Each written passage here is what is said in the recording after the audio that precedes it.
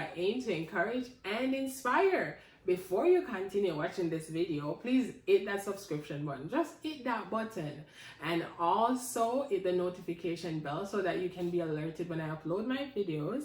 And if you have any questions, please leave a comment. I'll try my best to answer your question. Okay, so I was telling you last week about my surgery, like both of my surgery, how they affected me. So the last surgery I did was the one on my spinal cord area. So that surgery affected me in a way where I woke up, I didn't have feelings in my leg. It's like they didn't exist anymore. So after my surgery, post-op time, I stayed in the hospital for maybe about 2 weeks. But while I was in the hospital, I remember my grandmother coming to visit me, my aunt, and my mom. So when they came to visit me, my grandmother was like, you're in the hospital for about for how much days now after your surgery? You try get up and walk, I see how it feel, man. And I was like to her, Mama, no, my foot them feel, they're numb, I can't walk. They're really numb, it's like they're not there. And she's like, me help you, get up and try and move around. And I remember her taking me up off the bed. She put my arm around her shoulder and she started walking with me. And I remember my leg was so weak. They're just sitting on each other like this. Like this. So she helped me out. And you know, she helped me out. We're there for a bit. Then she took me back to bed and all that. So what the doctors did, they recommended that I did physiotherapy in the hospital so I could start walking for a bit. Before they discharged me, they said I was ambulating. So I was basically using a walker in the hospital. So after I went out, I had to return to Kingston for surgery. Mind you, for physiotherapy. So mind you, I lived in Portland. Portland is about 2 hours from Kingston, and I lived in the rural area of Portland, like country area. And at that time, the area was bad, the road was so bad. I asked my cousin to send me a video of the road that it is now.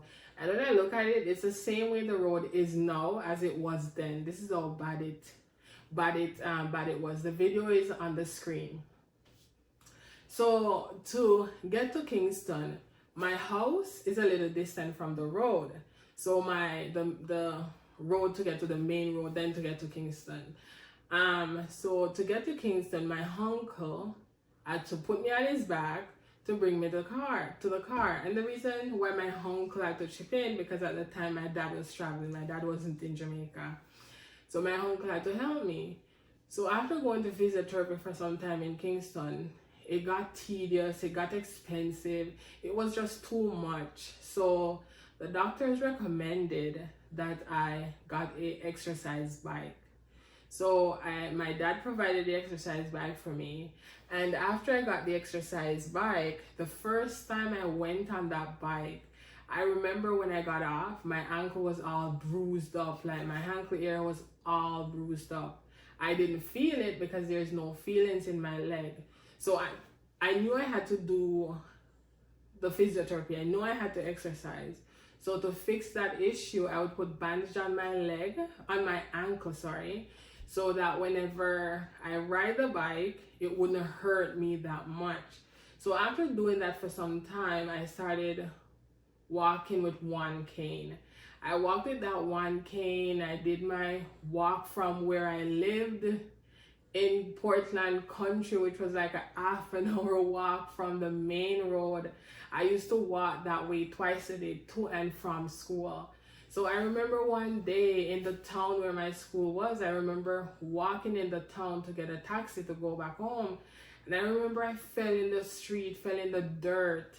And this guy actually picked me up. He dusted me off and he was like, you know what? Don't worry about it, man. Everybody falls sometime. It's just that, you know, the most important thing is that you can get up, dust yourself off, and move on again. And I felt that that was interesting. That encouraged me to know what, don't look at my situation, just keep moving forward. And because of all the tripping, they recommended that I get a foot drop split. This is my foot drop split. This is the original one. I did my surgery back in 2002. And I've had this since 2002. If you look at it, it's dirty, it's ripped, it's messy. I know, I'm sorry. I know it has a tear there, it has something there, but it's been helping me not to fall so much. So I'm grateful for this thing. And because of this, the downside for wearing this is that I have to choose the shoes that I wear. My original size shoes is size 9. But to wear this, I have to wear a size 10. If I wear something smaller, try to wear something size 9, it will definitely give me blisters on my toes. So I wear size 10 because of this. So this helped me not to trip as much or trip. And the downside again is that I hated the stairs. People, you're wearing this on your foot, people are gonna look at it and wonder what it is, right? So I prefer to wear pants. In Jamaica, you have to wear uniform to school. So that was the only time I would wear skirts. Even up till this day, only thing in my closet is pants. I don't wear skirts. You can't catch me in a skirt. And another thing that I have after the surgery, obviously you're gonna be left with scars. You know, that operation, for them to go in, they have to cut you. So with my scar, it's on my back. I have a video to show you exactly what it is. And with that scar, with that cut right there, you'll also see the dimple, the evidence of the spinal cord that was there since I was a baby. So the way the scar is, I don't have feelings in my leg, no feelings in my leg from my knees, both legs, from my knees down. But if someone rub my back, that area, I'll feel some tingling feeling. I don't know what it is. It's kind of weird. I can't understand it, but I feel this tingling in my leg. And also, if I get a hit in my back and it's hard enough, I'll basically lose my balance. I'll fall, like my foot would just cut from under me. Because I remember as a kid, after my surgery, my sister and I would play. And I remember one time she hit me in my back so hard, I actually fell down, like my legs were gone, like they were not there. And after being on the ground for some time, I started to feel like, you know, my legs, that I can move it again. I can move it again. So, you know what? I have been through a lot. I've been through surgeries, I've been through falls, I've been through a lot of stuff. But my surgeries, my scars, the stuff that I've been through has taught me that you're an overcomer. You can overcome anything you set your mind to. My surgery scar is to show me that if you didn't do the surgery, you would have been paralyzed. You wouldn't have the life that you have now. You'd be paralyzed long time ago. So I'm grateful for my challenges. I am grateful for my scars.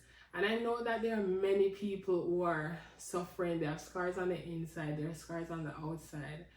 Just remember that your scars show you that you are an overcomer. You are a fighter. So appreciate those scars and just keep pushing forward. Keep working so that you can become your best self. So thank you for watching my videos. Please like, subscribe, and share. Share it with a friend. Share it with a family member to see if it can, you know, maybe encourage them or inspire them. So have a great day. Thank you for watching. Bye.